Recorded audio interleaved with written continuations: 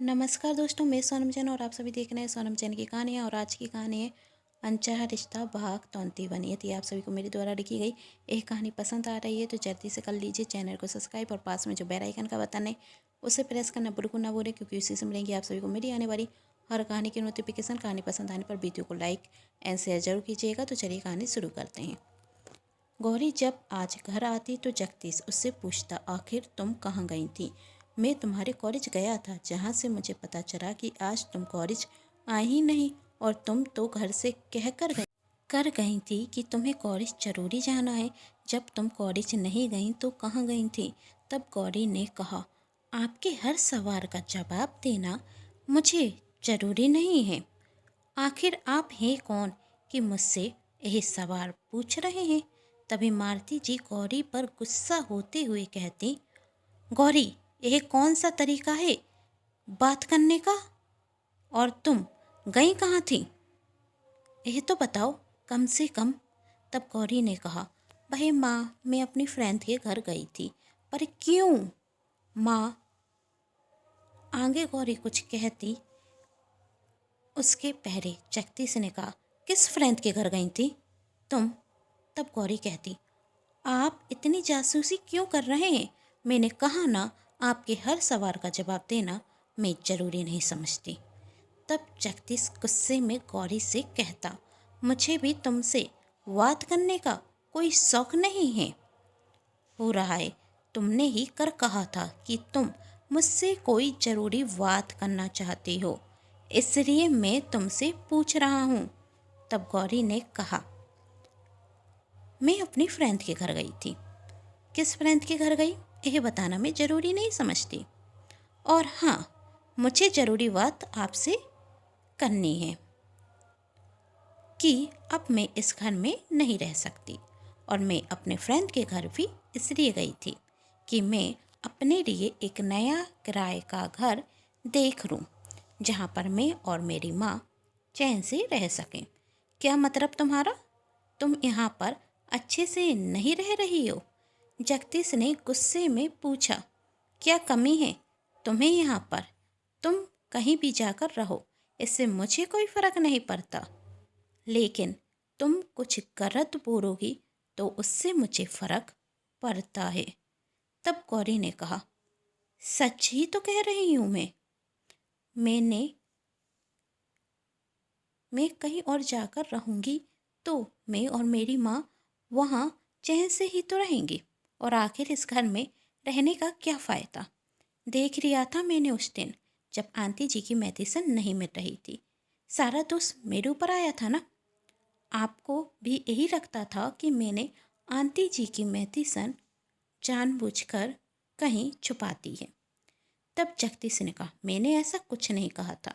मैंने कहा था कि तुम मेडिसिन रख कर कहाँ भूल गई हो। यह तुम्हारी गलती हो सकती है, लेकिन यह माफ़ करने लायक नहीं है। आखिर तुमने मेडिसिन रखी कहाँ है? तब गौरी कहती है, चाहे आप इस तरीके से कहिए या दूसरे तरीके से, मतलब यही था कि मैं ही गलत हूँ। जब मैं ही गलत हूँ तो मैं और मेरी माँ यहाँ क्यों रुकें? चलिए माँ, हम अपना सामान पैक कर लेते हैं। गौरी अपनी माँ से कह रही थी, अब हम यहाँ नहीं रुकेंगे। तभी जगदीश की माँ वहाँ आती और गौरी से कहती, क्या हो गया तुझे? ऐसी बात क्यों कर रही है? भावना जी का स्वास्थ्य ठीक नहीं था, वह सही से खड़ी नहीं हो पा रही थी। फिर भी गौरी और जगदीश की आवाज़ सुनकर वही कमरे से बाहर आती। उन्हें चक्कर से आ रहे थे। गौरी भावना जी के पास जाने वाली थी कि तभी जगदीश जाकर भावना जी को संभाल लेता और गौरी मजबूरन अपने आप को रोक लेती। उसे भावना जी की मन ही मन बहुत चिंता हो रही थी और वह खुद से कहती, आंटी जी, मुझे माफ़ कर दीजिए। आपने मुझे अपनी बेटी की तरह प्यार दिया है। इस घर में मुझे कभी भी किसी भी चीज़ की कमी महसूस नहीं हुई।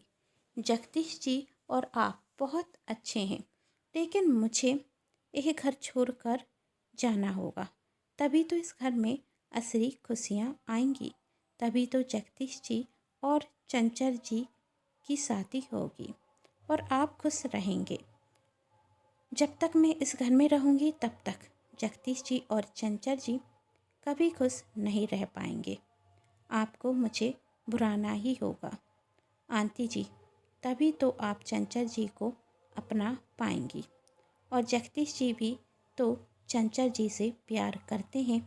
यदि वह चंचल जी से प्यार करते हैं तो शादी भी उन्हें चंचल जी से करनी चाहिए, मुझसे नहीं। मैं ये बात आपको कैसे समझाऊं? और इसलिए मुझे ये घर छोड़कर जाना होगा। तभी जगदीश अपनी माँ से कहता, माँ आप यहाँ बैठ जाइए और आपको अपने कमरे से बाहर नहीं आना चाहिए था। आप अपनी बिल्कुल ठीक नहीं हैं। डॉक्टर ने आपसे आराम करने के लिए कहा है। चलिए आप अपने कमरे में चलकर आराम कर लीजिए।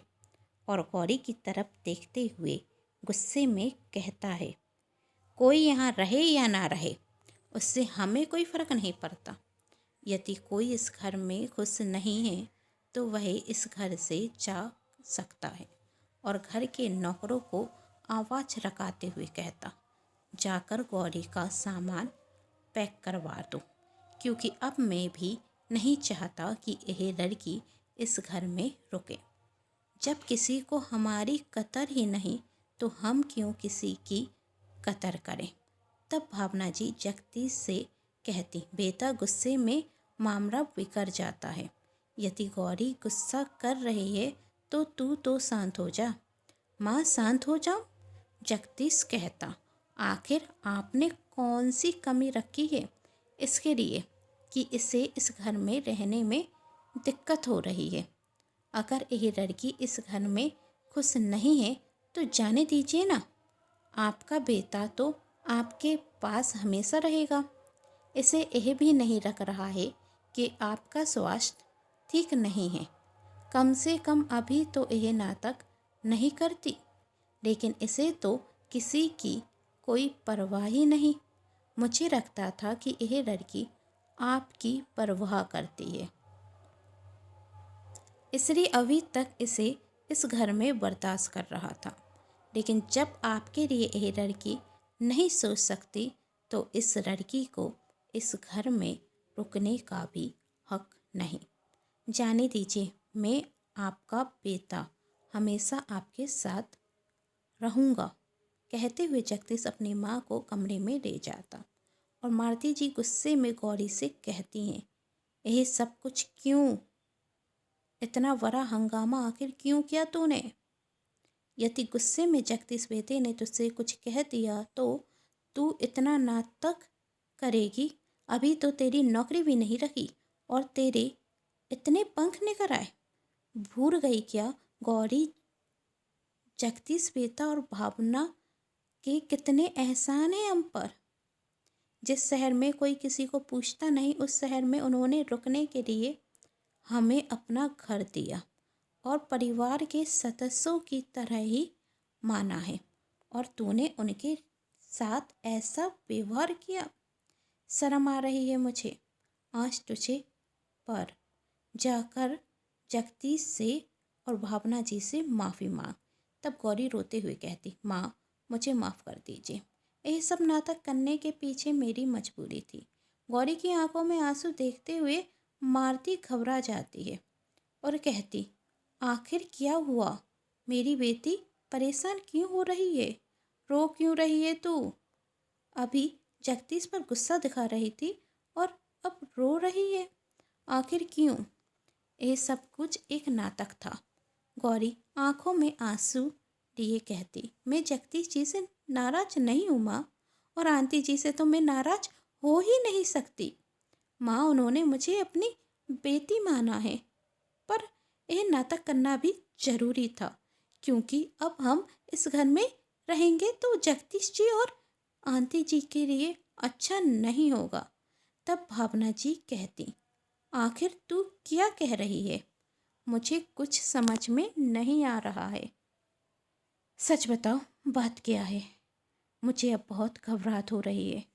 तब गौरी मारुति जी को सब कुछ सच बता देती कि मैं आज चंचल जी से मिलने के लिए गई थी और चंचल जी ने कहा है कि वह जगदीश जी से प्यार करते हैं और जगदीश जी भी चंचल जी से प्यार करते हैं, लेकिन इन दोनों के बीच में मैं आ गई हूँ और अब मुझे यह घर छोड़कर जाना ही होगा। तब मारुति जी कहती कि इसके लिए ये सब नाटक करने की क्या जरूरत पड़ गई थी। हम अच्छे से भी तो घर छोड़कर जा सकते थे। जगदीश बेटा और भावना का दिल दुखाया क्यों तूने? हम उन्हें सच भी तो बता सकते थे।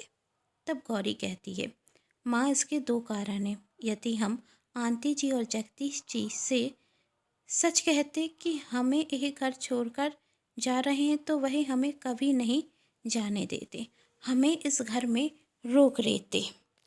और दूसरा कारण यह है कि यदि आंटी जी और जगदीश जी को पता चल गया कि चंचल जी ने आंटी जी की मेडिसिन छुपाई थी तो उनकी नज़रों में चंचल जी गिर जाएंगी और मैं नहीं चाहती कि चंचल जी जगदीश जी और आंटी जी की नज़रों में गिर जाएं। हम इतने स्वार्थी तो नहीं हो सकते ना माँ कि जिन्होंने हमें अपने घर में रहने के लिए दिया हम उनका ही घर तोड़ते। तब मारुति जी प्यार से गौरी के सिर पर हाथ फेरते हुए कहती, बेटी मैं जानती हूँ तू कभी भी किसी के साथ गलत नहीं कर सकती, लेकिन एक बार चंचल के बारे में भी तो सोच कर देख। वही लड़की बहुत स्वार्थी है जिसने भावना की दवा छुपाती हो, वही क्या भावना और इस घर को खुशियाँ दे पाएगी? तब गौरी कहती, यह सब कुछ चंचल जी ने जगदीश जी को पाने के लिए किया है। यदि जगदीश उनके हो गए तो वह इस घर को हमेशा खुशियाँ ही देंगी। तब मारुति जी कहती हैं, यदि तुझे यह सही लगता है तो मैं तेरे इस निर्णय में तेरे साथ हूँ। हम कहीं और जाकर रहते हैं। तब गौरी कहती, माँ मैं जानती थी आप मुझे ज़रूर समझेंगी। रोते हुए गौरी अपनी माँ के गले लग जाती है और मारुति जी अपनी बेटी को संभालती। गौरी अपना सामान पैक करती और अपनी माँ के साथ जगदीश जी का घर छोड़कर एक नए घर में किराए से रहने के लिए चली जाती है। और जब यह बात चंचल को पता चलती है तो वह विकास से कहती, हमारा प्लान कामयाब हुआ। गौरी जगदीश का घर छोड़कर हमेशा हमेशा के लिए चली गई है। वह विकास जो मैं इतने टाइम में नहीं कर पाई वही तुम्हारे एक छोटे से आईती ने करवा दिया। आज मैं बहुत खुश हूँ। तब विकास ने कहा, प्लान तो कामयाब होना ही था, लेकिन अभी इतनी खुश भी मत हो। अभी हमारा प्लान भी बाकी है। तुम जानती हो ना तुम्हें क्या करना है? हाँ, चंचल कह रही थी, तुमने जो कहा है वही वही करूँगी और देखना इसके बाद मेरी और जगदीश की शादी होने से कोई नहीं रोक सकता। अब बनूंगी मैं जगदीश की दुल्हनिया और उसकी करोड़ों की प्रॉपर्टी की मालकिन। आखिर क्या है चंचल और जगदीश का प्लान भी? आखिर कैसे करेगी चंचल जगदीश से शादी?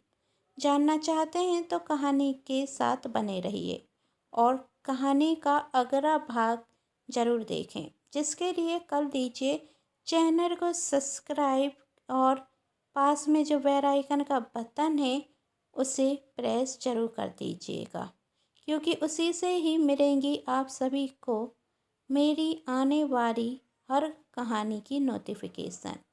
तो मिलते हैं कहानी के अगले भाग में। और हाँ, नीचे कमेंट बॉक्स में बताइएगा ज़रूर कि आप इस कहानी के और कितने पार्ट देखना चाहते हैं। कहानी पसंद आने पर चैनल को सब्सक्राइब, वीडियो को लाइक एंड शेयर जरूर कीजिएगा। Thanks for watching.